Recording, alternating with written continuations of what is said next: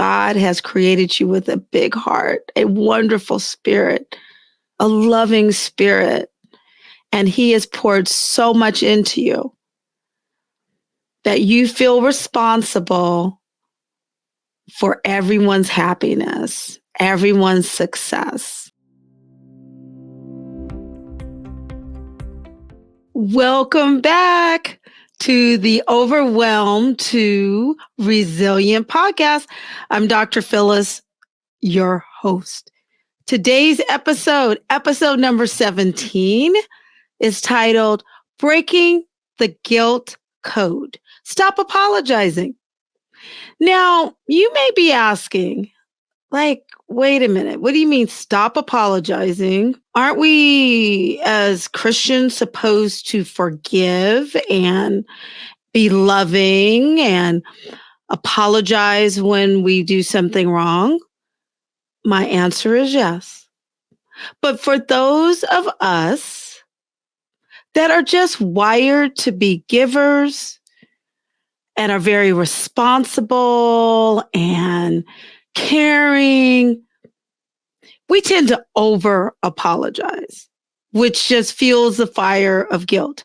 We feel that everyone and everything is our responsibility. Wouldn't you agree? I know you're like me because that's how I'm wired. It's very easy for me to take responsibility. If there's something that needs to be done, Phyllis is going to go do it. I can do it. You know, it's like, Lord, send me, send Phyllis. And I'm sure you're the same way. You're the one who, if there's a need, you volunteer. If you have the skill, if you have the gift, you're going to jump in and help. And even if you don't, if no one else steps up, you will do the research, you will figure it out so it gets done. And when things don't go quite the way that we think they should have happened, or things seem like they just kind of took a left, we're the first ones to shoulder responsibility. It's our fault. If our kids have a disappointment, oh, I must not have taught them the right way to do it, or you know, if they make a decision that doesn't quite work out, it's our fault. If something at work that we're associated with, if it doesn't go right, oh, it's our fault. We'll take it on. I'm my fault. If things don't get done at home, oh, it's my fault. I should have done that. I am the woman of the house. That's my job to do that. Maybe it's based on old narratives of growing up that, you know, because we tend to idolize, most of us. I do understand that for some, your family life or your relationship with your mom or your parents or a major adult figure in your life was dysfunctional. And I'm sorry for that. And then there's also those of us who had our parents on pedestals. We had our mother on a pedestal. And so we idealized everything they did and they said. And granted, I mean, you all know I've talked about my mom. Oh my gosh. I tell people she was my roadie. I just loved her. And as I always said, if I could be 1/10 of the woman she was. And with that being said, it was only with time and with years, and as she and I had a chance to talk more, that I realized that she was a human being, an awesome human being. But she'd always try to remind me, I'm not perfect. You know, stop beating yourself up because you're not doing things exactly the way I'm doing them. It's a different time. My mom would always tell me that. I didn't always listen. I'm going to admit that to you. I still felt like if I wasn't coming home and cooking every single night, you know, after gymnastics practice or programs, or when I was on call for work, you know, if we went out to dinner after practice, because I'm going to tell you, there were some nights I was like, let's get the homework. Let's, so that we're not too late going to bed. Let's stop at this restaurant and let's get it done. Homework and eating and go home so we can get ready for bed. But I would feel bad about that. I'd feel guilty about that. And I know that there are others of you that are like me. We put that pressure on ourselves. And it's easy to feel like if we were different, if only we did a better job, things would be better. And that becomes our code of guilt. We continually carry this burden of guilt that the reason life is not going the way we think it should is because it's our fault. And deep down, there is some professional, there is some, not professional. I want to say there is perfectionism that I can't say, I think my brain was thinking that, at work, there, when in our professions, often there is this constant focus on trying to be the best employee or the best leader, and along with perfectionism and control. I know that I have that. And I know you have that too, because you're here with me. And I've heard you that you battle the urge to be in control of everything. And often when we get down deep to it, there can be some hurt, some disappointment. So we try to control everything. We try to control the narrative of others, what they do, what they say. And when we're not able to do that, we take it on, we feel like we've lost the popularity contest. And it shows up as adults. When we feel someone doesn't get us, someone doesn't like us, of course it can't be about them. It's got to be our fault. And we just get on in this continual cycle. And it becomes the code in our computer hard drive that, my son would probably say, Mom, you are not saying it the right way. He is majoring. One of his majors is computer science. So he'd probably be shaking his head right now. So maybe I need to just leave that alone and stop trying to make that kind of connection with the computer. But it becomes our script, our narrative, our narrative when we just so easily take on this persona of guilt that it's all our fault. And it can take you to a very dark place. You're functional, you're showing up at work in your family and you're cheering everybody on. But in those quiet moments, you're beaten down because you feel like you're not working at your best because of this burden of guilt. And you can find yourself apologizing all the time. Like, as I said, you can be apologizing at work. It can really show up at work. I'm sorry. And the reason I bring this up is I remember there was a time in my life several years back, and I will always love my sister friend from this. It was in the midst of life going through a major transition. And you've often heard me talk about one of the leadership positions I held, and it was in the midst of COVID, and everybody was just, God bless us all. Everybody was just acting out, and because we just didn't know what we were dealing with.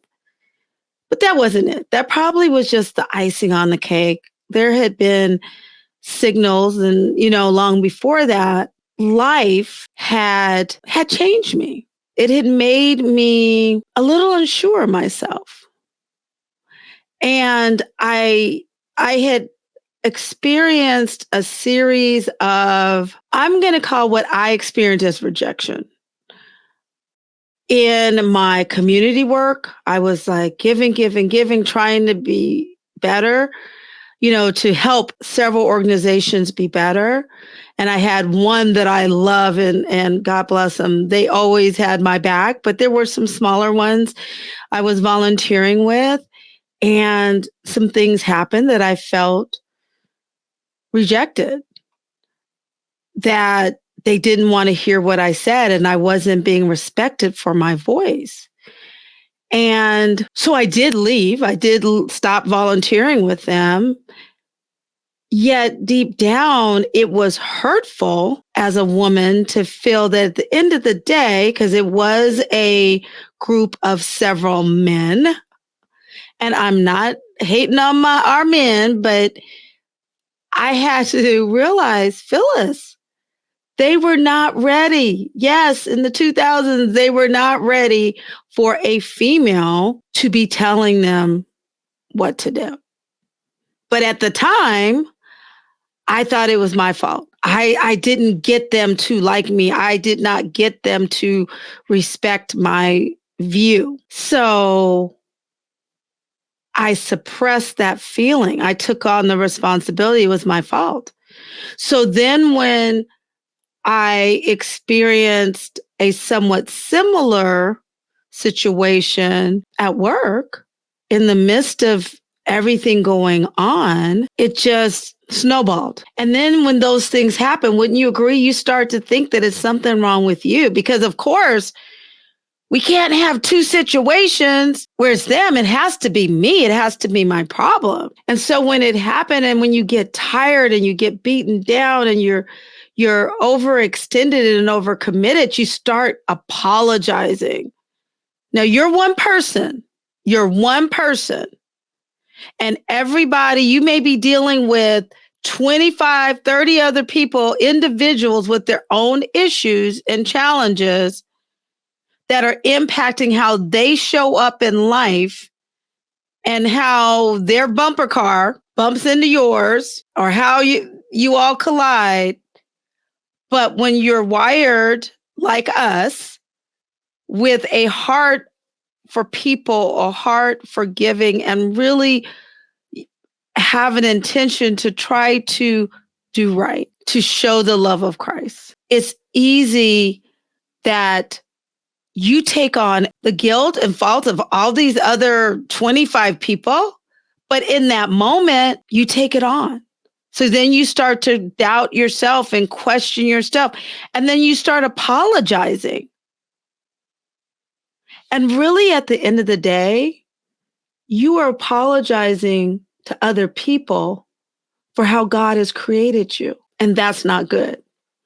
And when my friend said, Phyllis, why do you keep apologizing? Stop apologizing. It got my attention. And so I'm telling you, stop apologizing. Why are you apologizing? Often it's because deep down, we're apologizing. You're apologizing for how God created you. And God does not make no junk. We know in Jeremiah that God knows the plans he has for us. And sis, yeah, sometimes you can be in a room full of people and it's not you, it's them. Let me say that again. Sometimes you can be in a room of people and it's their issue and it's not you. You may be the only sane person, the only sane and saved person in the group. And often because people have their own agendas, their own issues that they're dealing with, and they don't necessarily have the same commitment and heart and experience that you've had. So they're not going to show up in life. They're not going to overextend themselves the way you do. And even sometimes, without them even realizing it, when they are fighting you, be it figuratively or sabotaging things for you or causing roadblocks, it's not really personal. It's on a spiritual thing. And Christ said that there were people who were going to persecute you because of him. Now that's work and in the community. So let's bring it back to family. You invest so much energy, rightfully so, because God has created you with a big heart, a wonderful spirit, a loving spirit, and he has poured so much into you that you feel responsible for everyone's happiness everyone's success. And when things go awry, what do? You either try to throw some money at it to make it better, or you try to give more of yourself to ease their pain. And when that doesn't work, you feel like it's your failing, especially when it comes to our kids. We feel like we didn't do something for them. Well, I didn't spend enough time with them. I didn't give them this, or maybe I should have said yes that they could do that. Or when in reality, we know that we probably give our kids more than we should, really, right? So it's not about that, but it's just the way we're wired. We care about our kids. We care about those who God has entrusted in our care. Could be family members we feel responsible for. Maybe your profession has given you a gift that your family members call you about or friends call you about. Like maybe you're a financial planner, maybe you're a doctor, maybe you're a nurse, maybe you work in another area of healthcare, or maybe you're an accountant. I mean, really almost any profession. Maybe you work for a business or you have a business that you get called upon for advice a lot because people know that you're a great person, and maybe there's even times that you're just so tired and spent from work and family and community that you just need a moment. And you're like, I really don't want to return that phone call right now. And you feel guilty. So there's a lot of different sources of guilt that can come up. And I'm going to tell you today, sis, stop apologizing for being human. Stop apologizing because God has made you the wonderful, resilient person that you are. Stop apologizing because everybody's not going to get you and it's not your fault. 9 times out of 10, people got so many other issues they got going on that they're just so caught up. They don't even remember what they say or they do. That kind of floored me. I remember talking to someone who had said something to me like a year before, and then I brought it back to their attention. I said, well, yeah, I really put value in this advice you gave me about a year ago. And she said, oh, I said that? I don't even remember saying that. I was just like, so that's another reason why we shouldn't put people on pedestals. But everyone's got their own thing going on. And what can feel like losing the popularity contest or being rejected or things don't work out the way you hope that they would work out for you or someone else, it's not your fault and you do not have to apologize for it because everyone has their journey. Now, with that being said, I am going to give a caveat here. Is as you are going through your transformation, as you are revisioning your life, from going from being overwhelmed by life, where life is living you instead of you living your life, you being on that treadmill, just going,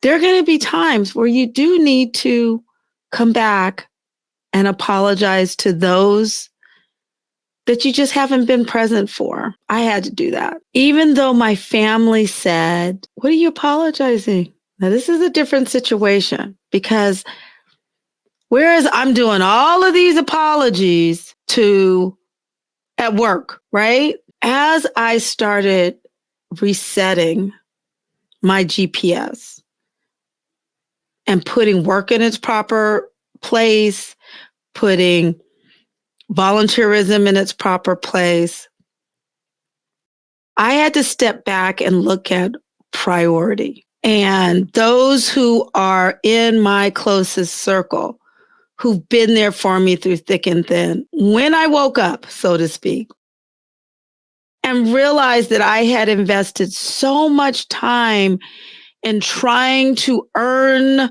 a place, not even earn a place, I should say, is to keep my place at the table, the work leadership table. There were those who I wasn't present for. Oh, I did the things, but I wasn't truly present. And I apologized to my mom because my dad had passed several years ago. He passed in 2002, but I apologized to my mom because I think about there were some things that, I got to go to work, or I had to go do some things for some of the organizations I was in. And maybe I didn't make all the important family gatherings. I had to apologize to my brother, my husband, my kids, and friends who are my friends for years. Now, understand, they probably looked at me too, like, what are you apologizing? But the Holy Spirit will convict you and let you know that, hey, now while you've been away being all into this busyness stuff, you haven't really given those who really are the priority your best self. They've been getting the leftovers. And I think that is why, too, it's so easy for us to feel guilty about it, because we realize that we've been given all of the best, the prime, the first fruit, so to speak, of ourselves to people and situations that are really not the priority. The job, volunteering is important, don't get me wrong, but those are not the most important. It's those in your inner circle. And then I want to say, especially with work is a blessing. It is a means to help us on life's journey, pay our bills, provide for our families, provide for ourselves. And if you're able to find your place at the table and that gives you joy, go for it. Sis, I am praising you. Along with that, you got to keep it in perspective that it's a job. Give your best and then transition to home or life outside of work. And just as I did it more for me because the light bulb went off. It was like, boop, the light bulb went off. And I realized, I said, oh my gosh, I have been striving for years. For years. I mean, since high school, right? Get into college, get into medical school, get into residency, do fellowship training. I did 2 fellowships to get my job, then to do board certifications, to go to seminary, always striving, always trying to get something new because I enjoy that newness, right? I enjoy setting those goals. And there's nothing wrong with that. Yet I realize along the road as life take a turn and I experienced some more of the negative side of all of that. And as I kept trying to keep things on the positive, again, those who are most dear to me, I was doing the to-do list, but emotionally, I was not, I have to admit it. And I think it's the same for you. You are not always fully present. Your family is getting the leftovers. Your friends are getting the leftovers. Yet, sis, I'm here to tell you, you can break that guilt code. You can break that cycle of always feeling like you're not enough. You're feeling guilty about not being able to be 100% at work, 100% at home, and you're 0% taking care of yourself. You have the power. You were born with it. You were born with the resilience. It's just because you care so much and want to do so much good for this world and other people. And you enjoy wearing the hats, yet your joy and peace has either gotten lost or it never was there. you weren't able to develop that along the way. But you have the power to change that, to reset and stop apologizing to work and to other people who are not the priority and taking on the guilt for everybody else. Because God is in control. He's truly in control. And some stuff is just not for us to be in that equation. But also, it's prioritizing life. So when I apologized to my family, it was, again, they looked at me like, what are you talking about? It was more for me, it was more of a declaration to say, I am making a change. I am reprioritizing work. Doesn't mean I'm not going to show up and give the best of myself, but I'm going to shift some of that time, a lot of that time, into being present. I'm not going to continue to get so caught up in taking responsibility for everything.